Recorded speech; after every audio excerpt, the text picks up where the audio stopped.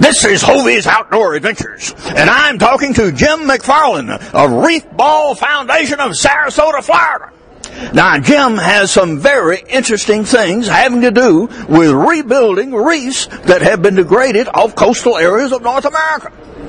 And what he has in particular are some very innovative concrete structures that are ideal for recolonization from oysters, shellfish, vegetation. Jim, where is your foundation located? Headquarters are in Athens, Georgia. Sarasota, Florida is where Reef Ball Central is located, where most of the materials come from. Describe for the people what your reef balls really are. They're a concrete mold that's got marine-grade concrete that's balanced out to where we can grow various organisms all around the world and many marine ecosystems. And what size range do these things come in?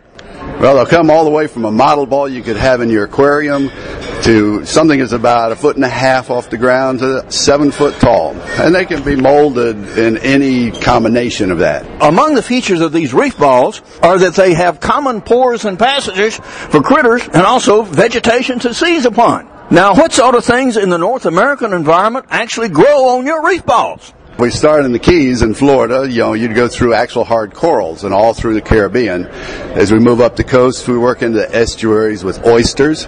They are a great essential fish habitat for all kinds of the marine environment that we need. Well, indeed. The little fish can get in there and they have shelter and they are safe from the larger predators once they get inside.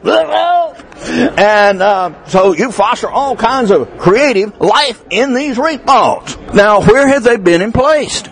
They have been placed in over 60 countries. There's over 600,000 reef balls that have been in the water since the 1990s. Now, to give an overview of what these reef balls actually do, you put them out there in front of the wetlands that you hope to protect, and then what happens? Well, it can be a combination. In a breakwater scenario, it actually has the porosity that the sands accumulate behind the reef ball, allowing more of the natural vegetation to grow, also providing a home for the oysters that we need for clarifying the water. Indeed so. And the more these things become encrusted with subsequent vegetation, the heavier, the denser, and the more stable they become in time as part of the natural environment. Now, are these things permanent, more or less? Well, the idea would be for them to be permanent because as they become, for instance, the structure there, like you say, the oysters are attaching, that's more structure, so they're not degrading away, but actually incrustations on it are going to build up and make more of a reef than what it starts with. Now, you deal with private landowners who may have erosion problems off their own beaches and properties? Yes, we do, public and private. The landowners, particularly Alabama right now, Mississippi, are encouraging homeowners to get involved in creating a living shoreline, so that's a possibility. And indeed, that's what this is. This is a living shoreline in that it sponsors vegetation, and you have all kinds of good critters coming in and utilizing them. Not only in North America, but I could see these would be very favored places for octopuses in the Mediterranean, for example. They would love these. Yeah. They've been infesting amphora for thousands of years, and they would work on these right good, too. There are some interesting offshoots to your endeavors. Could you go through a few of these, please? Well, the Reef Ball Foundation, being nonprofit, is really an umbrella for an intermixing of educators, contractors, researchers. Part of it would be our government, locally in the United States, as well as international governments we work with. The Reef Innovations portion of it is in a contracting division that creates the molds, does training, travels internationally, making sure projects are set up correctly. And the Eternal Reefs program is one for a memorial of one of your loved ones. Indeed. Now, we all going to die. Yeah, it happens to us critters. And so we have a real problem if we have an environmental conscience as what's going to happen to us. Do we need to actually take up and use arable land to stick our bones in? Yeah, well, he's going to rot away anyway. Now, about this reef business is what you do is you direct that your body be cremated and your ashes are actually incorporated in these reef balls. Then, when time comes to plunk you down into the water, the family can come with your ashes. They can incorporate anything in their reef balls, little mementos or whatever that meant something personal to you. They can inscribe them. They can put a plaque on them if they wish. And then you get deposited off the reef where really living things grow on you, and even in death, you help to preserve the environment instead of taking up arable land.